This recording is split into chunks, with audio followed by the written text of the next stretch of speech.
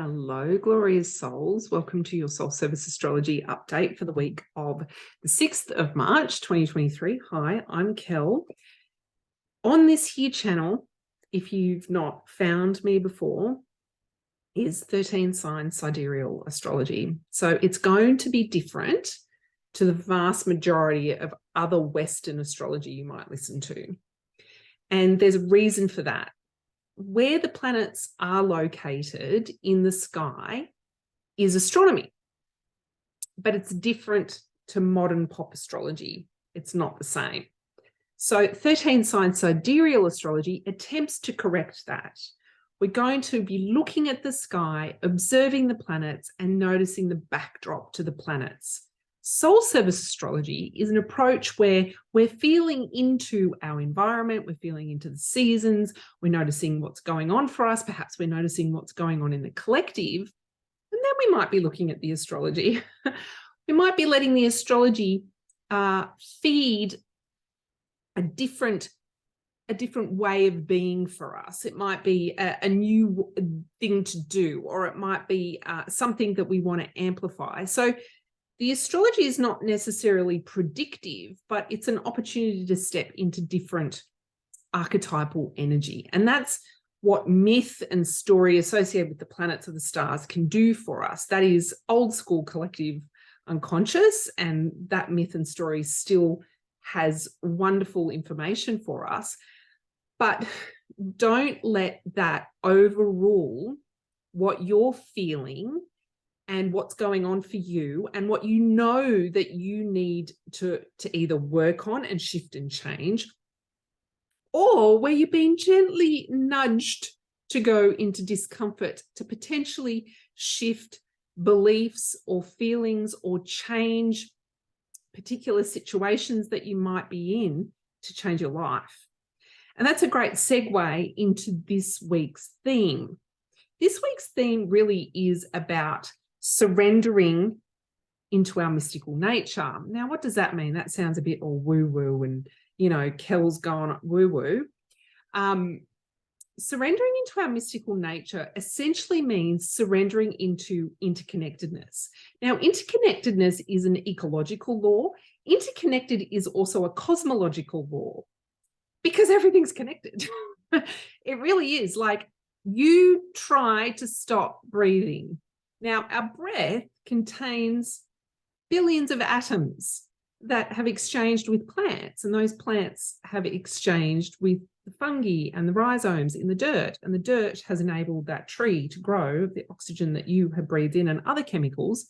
Then you've eaten food that is grown in the ground, look, albeit to be with a bunch of chemicals at the moment, but if you eat organic food, like I'm attempting to do, that food then starts to constitute you, your waste goes back into the earth, and it's this constant cycle. Historically, we've separated ourselves from that. Humans, back when science was really starting to take a foothold in intelligentsia, the spiritual community, namely religion, decided that no, you can't have the spiritual space. You can have the body, right? Science can go and have the body, and you can cleave it all up. And there was a problem there because it took our spirit out of the body. Now, if you look at some of the ancient spiritual practices like yoga and Buddhism and Taoism, and many that I'm not mentioning because I'm not sure what they are, but you might be a practitioner of them, they're all really interconnected and woven into not only our analytical intelligence prevailing, our spiritual, mystical intelligence being privileged and prevailing. And there's a reason for that this week. There is a lot of energy in Pisces, and this energy has been growing, and it is going to continue to grow this week. But the beginning of the week begins with a Leo full moon. Now, we had a Leo full moon last lunar month, and that's because it was right at the beginning of the constellation, and this one's towards the end. Now, in 13 sign sidereal, all the constellations are different sizes. But what this gives us an opportunity to do, the second month in a row where we've had a Leo full moon, is to release further into the things that perhaps came up last month that are still hanging around that we need to release and let go of. Now, there's a big one, shadow side of Leo energy is judgment. The shadow side of Leo energy is that you're judging not only yourself, particularly with the moon, you would be judging yourself, but you're judging others. And we all do it. We have how many millions of thoughts, billions of thoughts a day, some that we're not even conscious of. We're constantly judging everything as good or bad. And there'll be conscious ones that we need to start, that we know that we need to be releasing. So really that's what this full moon is about. Can we surrender more to non-judgment? Now, what else has come up for me leading up to this full moon is being able to receive. Now, it's very interesting. I'm asking you to release into non-judgment, surrender any judgments that you have, see if you can practice that. It's a conscious thing. But then allow yourself to receive. It's a very interesting thing that sometimes we actively deflect receiving because we don't think that we're worthy. So do you have the courage to surrender also into receiving? So this full moon is also trine Uranus. Now, here is something I'm exploring. I was informed by another astrologer who works, she's a sky astrologer. You should go and look her up. She's on Instagram, or they're on Instagram. I'm not sure what her pronouns are, so I apologize if I made a mistake. But they let me know that there's the constellation in Aries is quite funny. There's not many stars in Aries that are very close to the ecliptic. And I went and explored.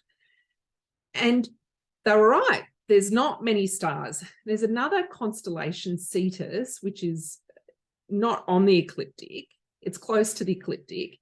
And then there's Aries, which is also close to the ecliptic, but not on the ecliptic. So there's this space between Taurus and Pisces, which is kind of void. It's a void space. So that's where Uranus is sitting. So let's think about that. So here is me actively, continually improving, like observing that, okay, I was referring to Aries, but is there really that many stars close to the ecliptic in Aries? And when I went and had a look at it, no, not really. But will I completely ignore Aries? Maybe not. But this space between Pisces and Taurus is interesting because Babylonians and then the Egyptians, in actual fact, Taurus was one of the first constellations they started to look at. And a lot of ancient traditions as well. It was Pleiades, the cluster of 7 stars, was one of the most important star clusters in the sky.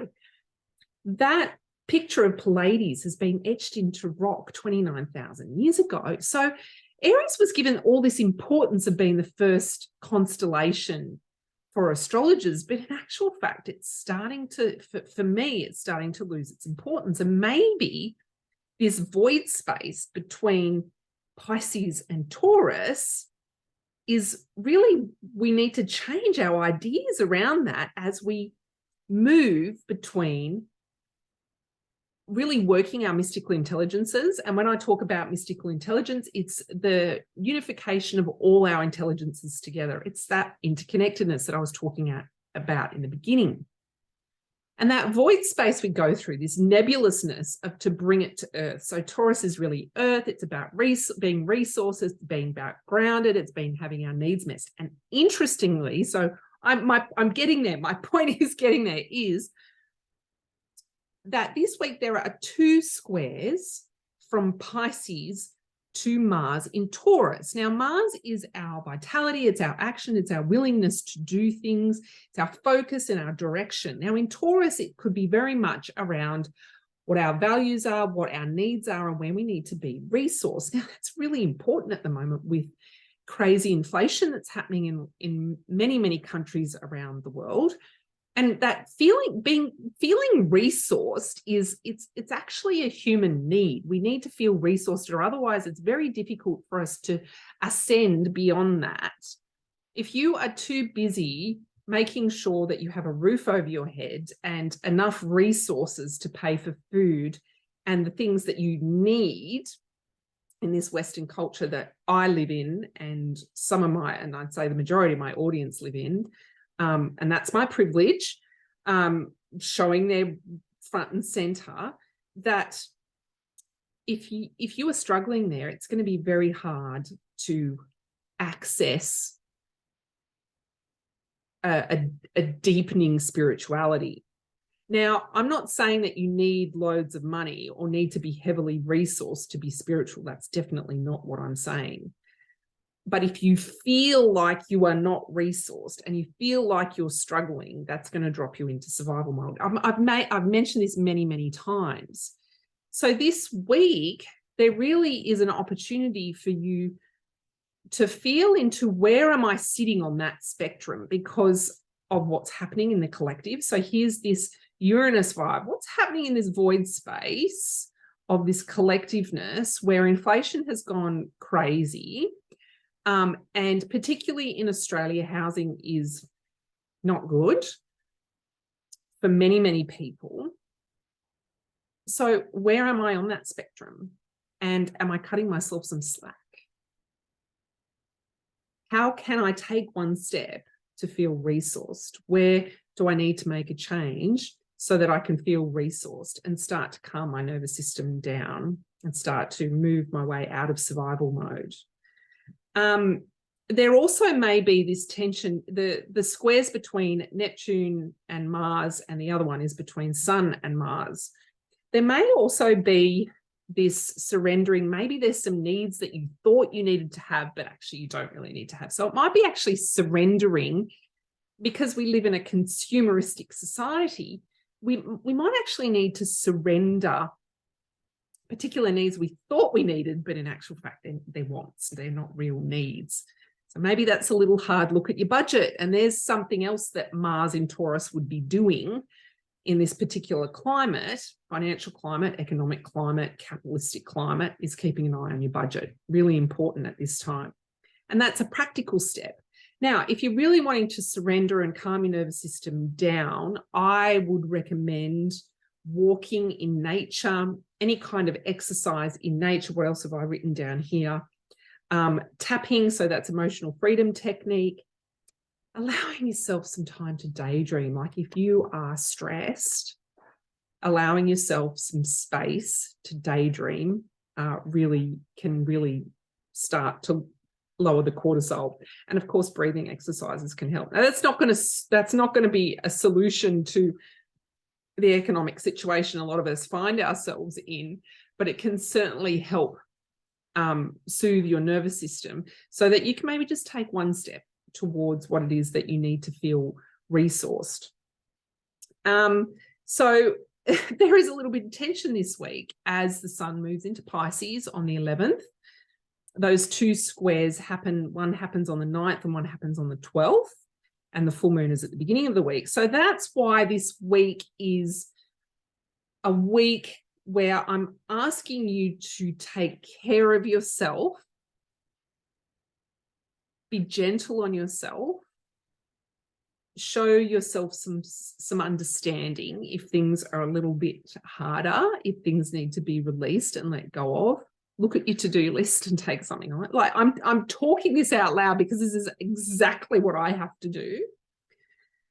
And allow yourself some time and space to connect with the mystical and spiritual you.